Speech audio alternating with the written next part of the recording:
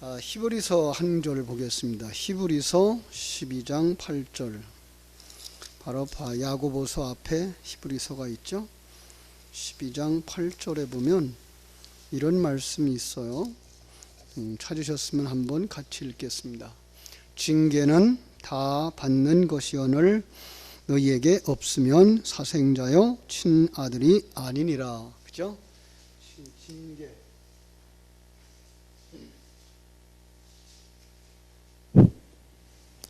징계라고 번역되어진 이 단어는요, 파이데이아스라는 건데요, 이 단어는 아들 만들기, 이렇게 기록되는 것을 알 수가 있어요. 또 다른 말로 말하면 시험이라고 번역할 수도 있는 단어인 거죠. 우리가 이 땅에 살아가는 날 동안 이 땅에 많은 시련들이 있다는 거예요. 그런데 시험은 두 가지로 나타나는 거 우리가 알 수 있죠. 하나는 테스트다 그러죠. 하나는 그 함정 이런 뜻이에요. 템프테이션이라고 말하는데 함정, 넘어지게 함.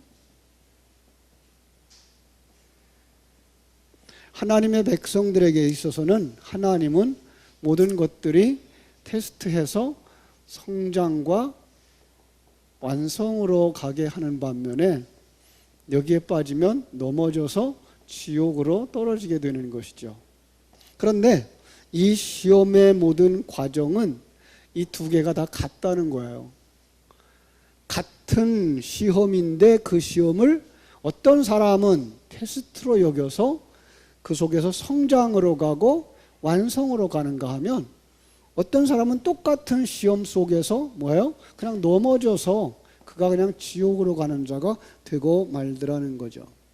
주후 64년에요. AD죠. 주후 64년 7월에 로마에 큰 불이 났어요.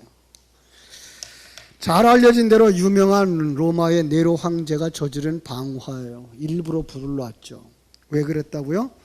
그 불이 붙는 걸 보고선 거기서 시적인 어떤 분위기를 느끼려고, 시적인 어떤 감흥을 느끼기 위해서 그런 거예요. 그런데 이게 정말 큰 그 문제거리가 되어지고 폭동이 일어나려고 하자 이 방화의 책임을 누구한테로 던져버렸는가 하면은 크리스찬들에게 던져버렸어요. 예, 유대인들이 그랬다. 아니, 기독교인들이 그랬다. 이렇게 만들어버렸죠. 자, 이때부터 본격적인 핍박이 시작되는데요. 그 핍박이 시작될 때에 수많은 그리스도인들이 줄줄이 잡혀가기 시작을 했어요. 어떤 그리스도인들은 원형극장으로 잡혀갔고요. 어떤 사람들은 십자가에서 참수를 당했고요. 더러는 사자밥으로 그들의 몸뚱이가 갈기갈기 찢겨졌어요. 그러자 이 핍박을 피해서 사람들이 흩어지기 시작하죠. 어떤 사람들은 로마서를 떠나서 소아시아로 내려갔어요. 오늘 본문이 바로 그 이야기를 하고 있는 거죠. 어떻게 됐다고요? 1절에 본도와 그 갈라디아, 갑바도기아, 아시아와 비두니아에 흩어졌다 이렇게 말하는 것을 우리가 볼 수가 있습니다. 그렇죠? 그러니까 이 예루살렘에 있었던 그들이 이렇게 흩어지게 되어진 거예요. 그들은 정말 수없이 많은 그 핍박 속에서 고난을 당하면서 살아왔던 거죠. 똑같은 이런 시험에 들어가 있는 모습을 우리가 볼 수가 있는 거예요. 그런데 이 속에서 하나님의 사람들은 어떻게 살아가야 되느냐가 오늘 말씀을 통해서 주시는 하나님의 말씀인 거예요. 자, 이 환난과 고난을 받고 있는 교회와 그리스도인들을 위로해 주기 위해서 그 당시에 예루살렘 교회의 영적인 지도자가 베드로였죠. 그 베드로가 그들에게 위로와 격려의 편지를 써주는 거죠. 그래서 그들에게 흩어지지 않도록, 믿음이 떨어지지 않도록. 그래서 이렇게 서론에서 말하고 있죠. 곧 아버지 하나님 아버지의 미리 아심을 따라 성령이 거룩하게 하심으로 순종함과 예수 그리스도의 핏부림을 얻기 위하여 택하심을 받은 자들에게 편지하노니 은혜와 평강이 너희에게 있을지어다 라고 말씀하는 거예요. 3절에 보면요, 우리 주 예수 그리스도의 아버지 하나님을 찬송하리로다. 그의 많으신 긍휼대로 예수 그리스도를 죽은 자 가운데 부활하게 하심으로 말미암아 우리를 거듭나게 하사 산 소망이 있게 하셨다라고 말씀하고 있는 거 보게 됩니다. 그죠? 우리에게 뭐가 있다고요? 산 소망이. 자, 이 말을 이렇게 그냥 글자 그대로만 읽으면 그들은 정말 화났을 거예요. 왜요? 우린 지금 뭐 하고 있다고요? 고난을 당하고 있다고요. 예.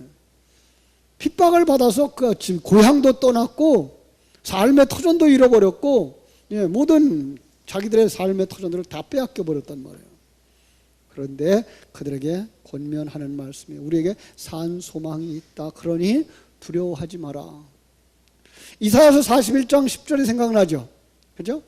이사야서 41장 10절에서 하나님께서 이사야를 통하여서 그 무너진 이스라엘 백성들을 향해서 위로하죠. 두려워하지 마라. 내가 너와 함께 함이니라. 놀라지 마라. 나는 네 하나님이 됨이리라. 내가 너를 도와주리라. 나의 의로운 오른손으로 너를 붙들리라. 실상은 이거 붙들고 있는 것 네가 확인해, 이 얘기예요. 하나님 우리를 떠난 적이 없어요. 그죠? 하나님 우리를 버린 적도 없고 우리를 떠난 적도 없어요. 우리가 아주 오해하는 게 이거죠. 신앙생활 하면서 우리가 어려운 일을 만나면 예수님은 어디 가셨을까? 하나님은 어디 가셨어? 나를 왜 안 도와주셔? 이러는데 하나님 우리를 떠난 적이 없어요. 예. 항상 우리를 곁에 계시는 것 보실 수 있어야 되고, 그 환경 자체가 하나님이 우리를 도우시는 도움의 현장이라는 것 잃어버리면 안 돼요. 그렇죠? 하나님께서 우리와 함께 하시는 줄로 믿습니다. 그래서 그들이 흩어져 있지만, 고난 중에 있지만 그들이 가져야 하는 소망, 그것이 우리에게 있다는 거예요. 이것이 바로 오늘 본문의 핵심인 거예요. 자, 오늘날도 많은 사람들이 어려운 시대를 산다 그래요. 경제적으로 어렵다 그러고 인간관계가 어렵다 그러고 순종하지 않는다 그러고 권위를 인정하지 않는다 그러고, 정말 우리가 한 해 한 해 이 땅에서 살아가면서 얼마나 고되고 힘든 인생을 살아왔는지 몰라요. 그죠? 그래서 이 세상에서 현실만 바라보면 우리는 절망하고 낙심할 수밖에 없는데, 이 고난과 좌절 살아왔던 베드로가 지금 고난을 당하고 있는 이 소아시아에 있는 흩어진 나그네들에게 편지하는 것처럼 오늘 우리에게 이 말씀을 주시는 줄로 믿습니다. 그들이 당한 그 환난, 그들이 당한 그 역경에 비하면 우리가 당하는 어려움은 지금 비교도 안 될 만큼 우리는 가볍다라는 것을 알 수도 있어요. 그렇죠? 그들이 정말 그 환경 속에서 희망을 가지고 살 수 있었다면 우리는 더더욱 그러하지 아니할까, 이런 생각을 가지게 됩니다. 자, 그들이 희망을 갖고 살아야 할 그 이유에 대해서 몇 가지로 살펴보려고 합니다. 자, 첫째는 그들이 고난, 그 좌절과 낙심 가운데 소망을 가지고 살아야 할 이유 뭘까요? 그들은 부활의 주님을 체험한 자들, 만난 자들. 그렇습니다. 우리 여러분, 우리는 부활의 주님을 체험한 사람들입니다. 더 큰 말로 말하면 부활에 참여한 사람들입니다. 그래서 우리가 하나님 앞에 나와 예배할 수가 있는 것입니다. 사실 십자가 사건 전후로 해서 예수님의 제자들은 다 흩어질 수밖에 없었죠. 제자들도 아직 유대교적인 관점에서, 그죠? 이 땅에 다윗 왕국이 회복되어지고 재건되어지기를 소망했어요. 지금도 그들은 그러고 산다 그래요. 그리고 이 세대주의적인 사고를 가진 사람들은 이 마지막 시대에 이스라엘이 회복되어질 것이고 이스라엘의 성전이 재건될 것이다라고 주장하고 지금 그걸 준비하고 있다 그러고 있어요. 그런 거 어리석은 거거든요. 그런데 그걸 아직도 모르고 있는 거예요. 그런데 정말로 그 제자들도 그랬어요. 그런데 예수님이 죽었어요. 여러분, 자기들을 그렇게 회복시켜줄 다윗 왕과 같이 될 거라고 기대했던 예수님 죽었으면 어떻게 됐을까요? 그들은 거기서 힘을 잃어버렸겠죠. 좌절했겠죠. 그래서 어디로 가버려요? 다 떠나버렸어요. 고기잡이 하러 가버렸어요. 그렇죠? 고향으로 돌아가 버렸어요. 자, 그런데 그렇게 포기하고 낙심했던 그들이 다시 예루살렘으로 모이기 시작했고, 그리고 목숨을 걸고 예수가 그리스도라고 외쳤고 예수 그리스도가 구원자라고 외치기 시작했어요. 왜 그랬을까요? 그들이 부활의 주님을 만났기 때문에 그런 거예요. 예. 여러분, 부활이 없다면, 아니 부활을 알지 못한다면 이 땅에 살아가는 날 동안 우리가 그렇게 힘있게 살아갈 수가 없는 거예요. 그래서 바울 사도는 고린도전서 15장에서 이렇게 아주 강하게 얘기하고 있는 걸 우리가 볼 수가 있습니다. 15장 13절로 17절, 조금 깁니다. 제가 읽어드릴게요. 고린도전서 15장 13절, 만일 죽은 자의 부활이 없으면 그리스도도 다시 살아나지 못하셨으리라. 그리스도께서 만일 다시 살아나지 못하셨으면 우리가 전파하는 것도 헛것이요 또한 너희 믿음도 헛것이며, 또 우리가 하나님의 거짓 증인으로 발견되리니 우리가 하나님이 그리스도를 다시 살리셨다고 증언하였습니다. 만일 죽은 자가 다시 살아나는 일이 없으면 하나님이 그리스도를 다시 살리지 아니하셨으리라. 만일 죽은 자가 다시 살아나는 일이 없으면 그리스도도 다시 살아나신 일이 없었을 터이요, 그리스도께서 다시 살아나는 일이 없으면 너희의 믿음도 헛되고 너희가 여전히 죄 가운데 있는 것이다. 이렇게 말씀하고 있습니다. 이만큼 부활이라고 하는 건 너무나 중요한 겁니다. 여러분, 예수님의 부활을 통해서 우리가 배울 수 있는 것이 무엇일까요? 예수님의 부활을 통해서 우리가 배울 수 있는 것은 우리도 부활할 수 있다고 하는 거예요. 그죠? 그렇습니다. 그래서 우리는 부활의 복음을 전하는 거예요.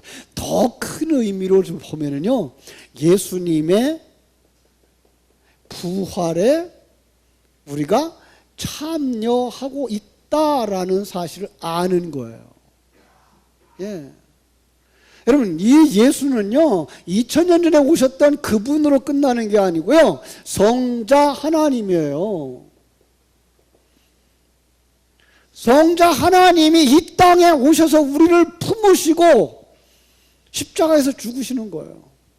예.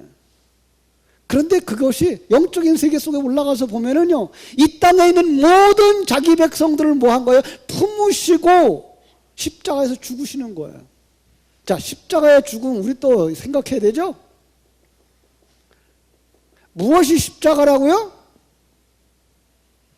우리는 이러면은 이제 대답을 못 해요.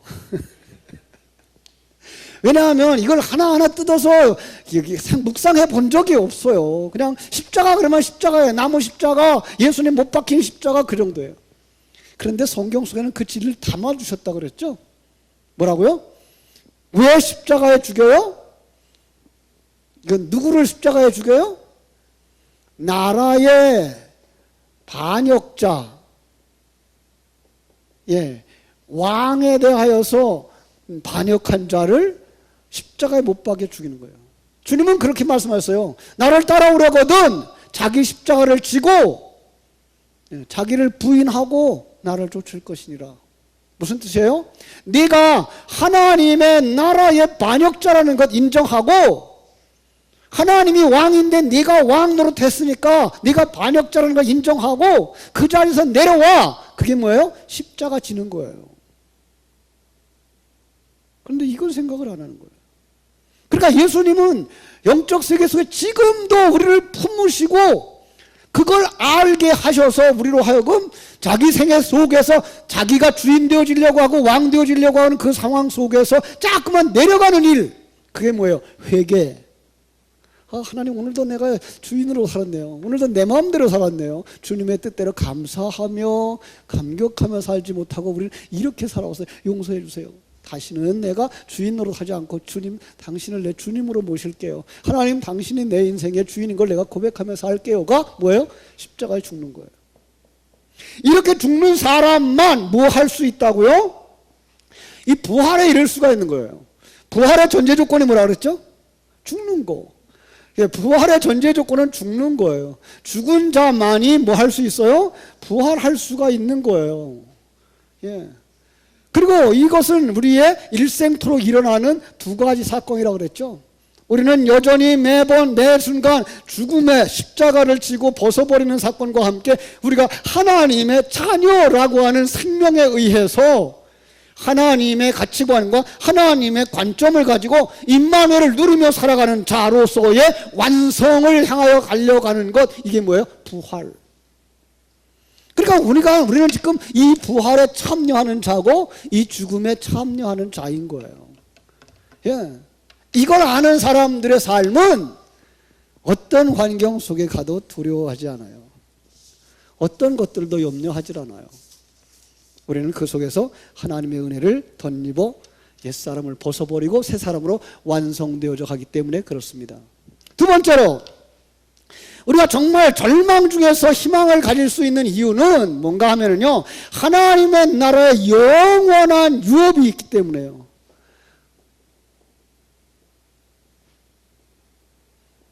이걸 먼저 성경은 뭐라고 말했는가 하면 기업이라는 말로 썼고요, 또 다른 성경은 유산이라는 말로 썼어요. 여러분, 우리가 이 땅에서 완성되어져 하늘나라에 갈 때 우리의 신분은 어떤 사람이라고요? 하나님의 아버지의 누구? 아들. 예. 이제 큰 소리로 대답해도 돼요. 아들은 왜 아들이 되죠? 이걸 받을 수 있는 사람. 예. 그래서 천국에는 누구만 있어요? 아들들만. 그것도 어떤 아들들만? 장자. 그래서 뭐라고 했어요? 장자들의 집회라고 말하고 있는 거예요. 이거는요, 우리가 다 장자들이라는 얘기가 아니라 뭐예요? 하늘나라를 몽땅 유업으로 받을 자들이라는 의미에서 우리가 장자가 되는 거예요. 그렇습니다. 그런데 이 당시에 1세기에 그들은 어떻게 된 사람들이었어요? 자기의 기업을 다 잃어버린 사람들이었어요. 왜요? 핍박을 받아서 유대 사회에서 살지 못했고 로마에 살지 못했고 그 있던 것들도 다 빼앗기고 흩어진 거예요. 그들에게 있어서 이 기업이라는 것은 굉장히 중요한 거예요. 여러분, 이 땅에 살아가는 많은 사람들 속에도 이 기업, 재산 굉장히 중요한 거죠.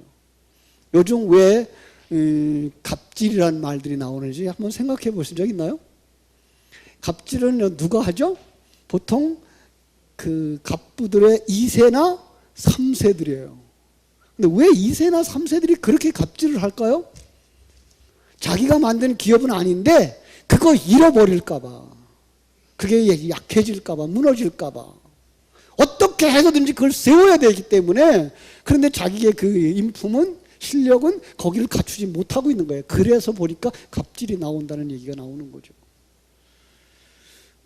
여러분, 이 땅에 살아가는 인생들에게 있어서 재산은 굉장히 중요한 거예요.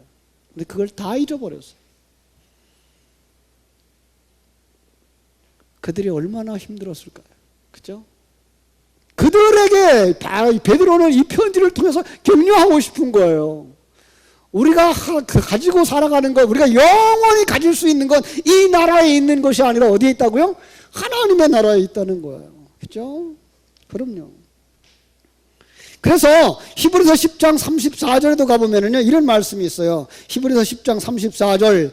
너희가 갇힌 자를 동정하고 너희 소유를 빼앗기는 것도 기쁘게 당한 것은 더 낫고 영구한 소유가 있는 줄을 알기 때문이라. 그렇습니다.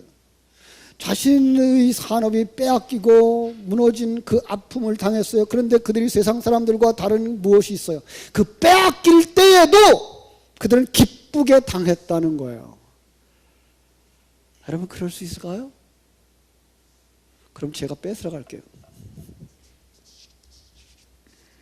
정말 우리는요, 거기에 목숨 거는 사람들이 너무 많아요.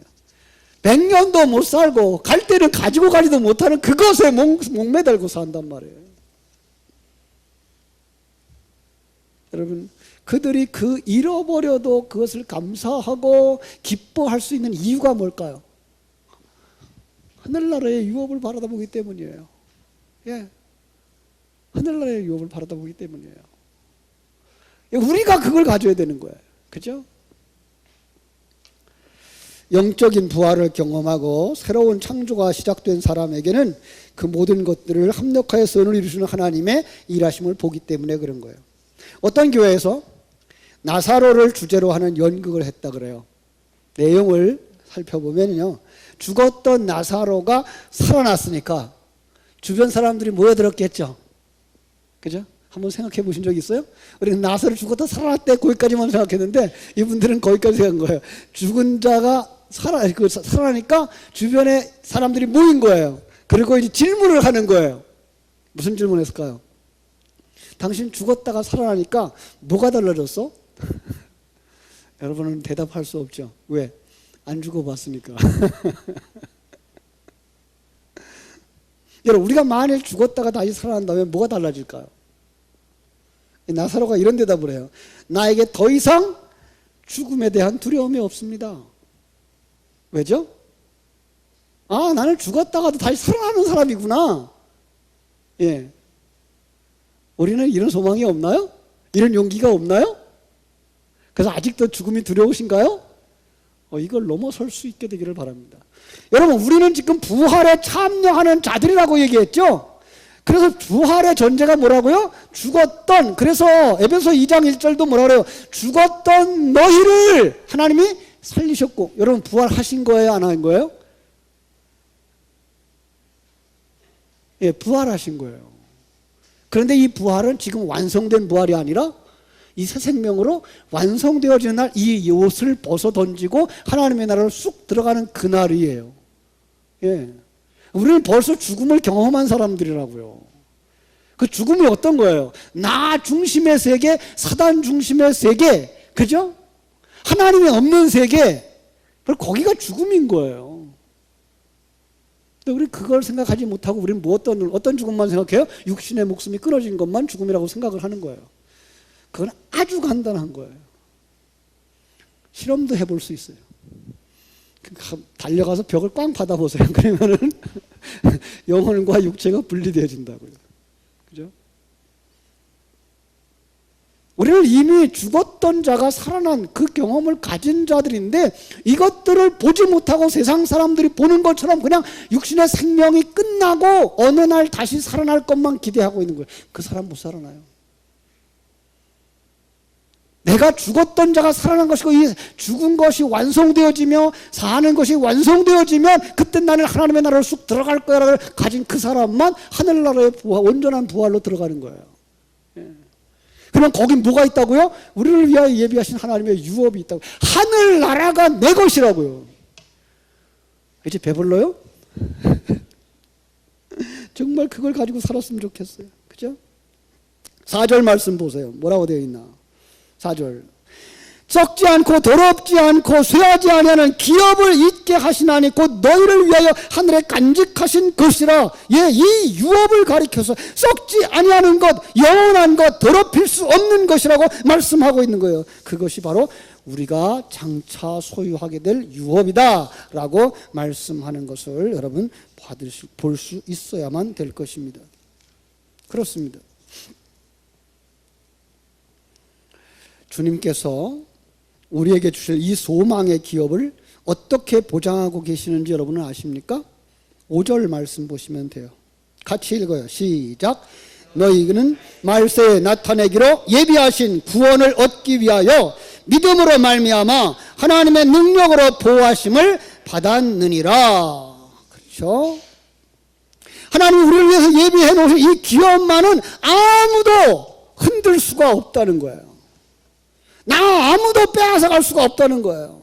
왜요? 하나님이 지키시기 때문에. 이게 우리의 영원한 기업이에요. 그분이 계시는 한, 그분이 그 전능하신 권세를 잃어버리고 죽음의 길로 가지 않는 한, 이것은 확실한 약속이 되어지는 거예요. 영원히 존재하는 것이 되는 거예요. 이것이 바로 우리의 것이기 때문에 우리는 결코 절망하지 않는 거예요. 이걸 1세기의 성도들이 이미 가진 신앙이었어요. 그래서 그들은 사자밥이 되어져서 몸뚱이가 찢어지는데도 불구하고 신앙을 부인하지 아니하고 그 앞에 찬송을 부르고 그죠? 생명을 내놓았던 그 담대함, 이것 때문이에요. 천국에 대한 소망. 그죠? 제임스 그레이라고 하는 유명한 신학자가 이런 말씀을 했어요. 고향길 가는 것이 확실하다면 그 길 도상에서 조그만 어려움이라야 내가 얼마든지 견딜 수 있다. 그렇지 않을까요? 예, 우리가 고향집 갈 때 우리 한국 사람들도 고향 갈 때 명절에 얼마나 힘 고생들 해요. 요즘들 뭐 승용차들이 많아 차에다 짐들 다 싣고 다닙니다만은 한 20, 30년 전만 해도 고향집에 가려면 보따리 싸고 가방 들고 그죠? 차를 타고들 가랬죠. 중국에 가도 그래요. 중국에는 아직 지금도 그래요. 얼마나 많은 사람들이 역전에 나와서 기다리고 뭐 경마장에 그 말들이 뛰어나가던데 이제 기차를 타러 뛰어나가는 그 모습 사람 다치기도 하죠. 그런데 그 고통쯤은 아무것도 안 해요. 왜? 고향에 들어갈 것이기 때문에. 예. 우리는 이 천국, 영원한 천국에 들어갈 소망이 있기 때문에 이 땅에서 당하는 그 고난 정도는 아무것도 아니다라고 믿는 믿음이 우리에게 있는 거예요. 그렇죠? 그런데 이 땅에 살아가는 날 동안 우리가 희망을 포기하지 아니하고 살아야 할 또 하나의 이유가 있습니다. 그 고난이 뭐가 있기 때문에? 고난이 유익이기 때문에. 예, 그렇습니다. 6절입니다. 그러므로 너희가 이제 여러 가지 시험을 인하여 잠깐 근심하게 되지 않을 수 없었으나 오히려 크게 기뻐하도다. 우리는 이 땅에서 육체의 질병, 인간관계의 문제, 경제적인 시련 등 여러 가지 시험을 경험하며 걱정하며 근심을 합니다. 그래서 그리스도라고 해서 근심 걱정이 없는 것은 아니더라는 거죠. 그렇죠? 아까 얘기했어요. 불신자들도 신자들도 똑같은 시험을 당해요. 그래서 이 땅에 살아가는 것들을 갖다가 뭐라고 해요? 생, 노, 병, 사의 과정을 거쳐간다 그랬고, 그죠? 시편 23편은 사망의 음침한 골짜기를 지난다라고 말하고 있는 거예요. 근데 우리는 다윗의 고백을 그대로 가져오죠. 사망의 음침한 골짜기를 다닐지라도 결코 해를 두려워하지 않을 것은 주의 지팡이와 막대기가 나를 안위하시나이다. 여기 지팡이와 막대기가 뭐라 그랬죠? 말씀. 그죠? 지팡이는 어떻게 생긴 거예요? 지팡이는 이렇게 생긴 거예요. 양이 구덩텅이에 빠져 있으면 뭐예요? 목을 잡아 걸어서 당겨서 올리는 거예요. 막대기는 어떻게 생겼어요? 이렇게 생겼어요. 왜요? 졸고 있으면 어떻게 하려고요? 찔러서 깨우려고. 가야 되는데 가지 않고 있으면 찔러서 깨워서 가게 만들어요. 자기의 힘으로 올라오지 못할 환경 같으면 뭐예요?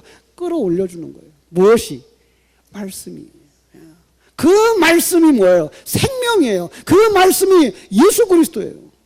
그래서 그분이 우리와 함께 하시는 거예요. 그분이 우리를 삶의 환경 속에서 우리 속에서 말씀으로 깨닫게 하시고 말씀으로 또한 걸어가게 하시고 말씀으로 뛰게 하시고 하나님의 귀한 사명을 감당하게 하신 줄로 믿습니다.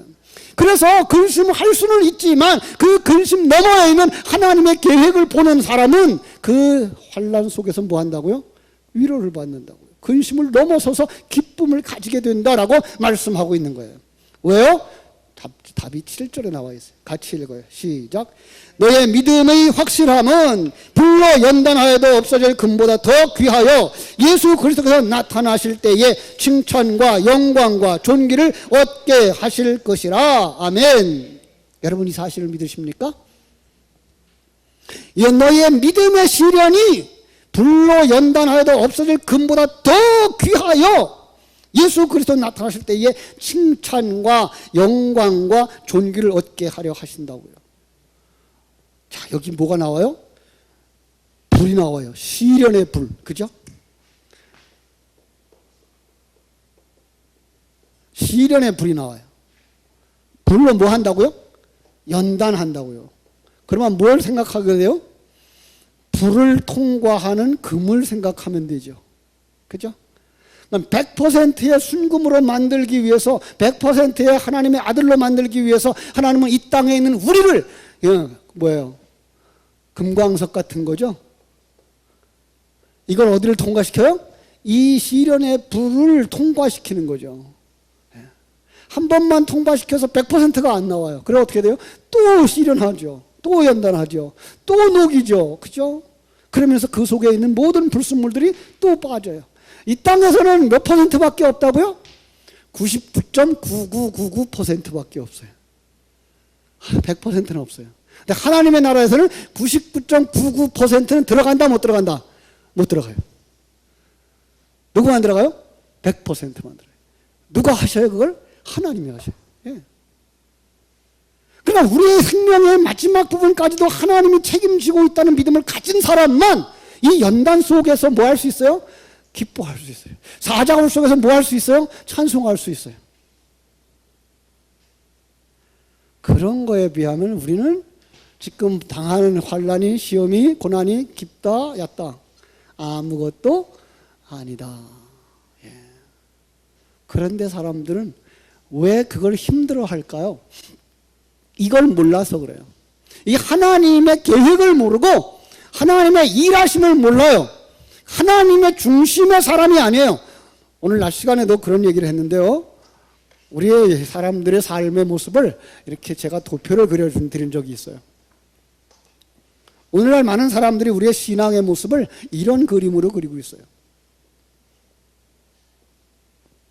그래서 여기는 내 학교 생활, 직장 생활, 가정 생활, 뭐 돈 문제, 그 다음에 인간관계, 그리고 이게가 종교, 신앙. 그리고 요것만 신앙이에요. 그래서 이 신앙 생활을 하는 것이 내 직장 생활의 시간을 빼앗아 간다 그러면 싫은 거예요. 싸우고자 하는 거예요. 불만이 나오는 거예요. 이것이 나 중심의 사람인 거예요. 아직도. 하나님이 원하는 신앙은 어떤 그림일까요? 이런 그림이에요. 신앙이 여기 있고 신앙이고 생명력이 한 다음에 뭐가 있어요 여기에? 네, 생활이 있는 거예요. 돈도 있고, 그죠? 그러니까 우리의 신앙은 여기에 모두 다 영향을 끼치면서 살아가는 거예요. 이것을 위해서, 이것이 더 크게 영향을 미쳐나가기 위해서 내 시간들을 희생하고 낭비하고 그 하나님 앞에 드리는 그런 생활들을 하는 거예요. 이게 중심이에요. 그 사람은 하나님 앞에 드리는 시간들이 기쁨이 되어지고 하나님 앞에 드릴 수 있는 것에 감사하는 거예요. 그래서 뭘 돼 있어요? 옥합을 깨트려서 예수님 발에 부을 수도 있는 거예요. 자기 전 재산 같은 옥합을 깨트려서 부을 수가 있는 거예요. 그런데 이 사람은 어떻게 한다고요? 아, 그거 팔아서 여기도 쓰고 여기도 쓰고 여기도 쓰고 예수님 그 조금만 요만큼만 드리면 되는데 이렇게 생각을 하는 거죠. 이건 예수 생명을 가진 사람과 내가 중심인 사람의 이 극단적인 대비라고 저는 생각을 합니다. 여기서 여기가 넘어오는 게 사실은 하늘과 땅의 차이예요. 사람의 힘으로 되어지는 것 아니에요. 말씀으로 되어지는 것이고 성령의 역사로 말미암아서 거듭남이라고 하는 하나님 중심, 하나님의 것을 생명으로 삼은 사람만 이것을 갈 수 있는 거예요. 우리는 어떤 생각을 가지고 살아가나요? 내 것. 여러분, 내 것이 없어야 된다니까요. 하나님의 것이라니까요. 나는 그냥 청지기일 뿐이라니까요. 그 사람만 뭐 할 수가 있어요? 장차 예수 그리스도 나타나실 때에 칭찬과 영광과 존귀를 얻게 하실 것이라고 하는 이 확실한 믿음을 가지고 시간도 드릴 수 있고 물질도 드릴 수 있고 자신을 들여서 하나님의 영광이 드러나게 하는 일을 감당할 수가 있는 거예요. 여러분, 무리한 부탁이 같으죠? 그러나 예수 생명을 가진 자의 삶을 되새김질해 보세요. 성경 속에 하나님의 사람들을 묵상해 보세요. 그들은 이 삶을 살았어요. 이 삶을 살아가지 못하면서 우리가 예수 믿는 사람이라고 과연 말할 수가 있을까? 내가 구원받은 사람이라고 말할 수 있을까? 예수님이 내 인생의 주인이라고 말할 수가 있을까? 다시 한번 점검해 보셔야 됩니다. 그리고 정말 우리의 삶을 하나님을 중심으로 한 삶, 하나님을 위한 삶을 살아갈 수 있는 복된 여러분들 되시기를 주님의 이름으로 축복합니다. 이것이 우리의 소망인 것입니다. 이것이 확실하다면 우리는 잠시의 고난 앞에서 위축되어져야 할 이유가 하나도 없는 것입니다. 그 고난을 통하여서 우리 찬송 중에 이 풍랑이 년하여서 더 빨리 갑니다. 이듬이 믿음이 되어지기를 주님의 이름으로 축복합니다. 기도하겠습니다. 하나님 아버지, 흩어져서 고난을 당하고 있는 나그네들처럼 살아가는 이들을 향하여서 예루살렘 교회의 지도자 베드로는 소중한 편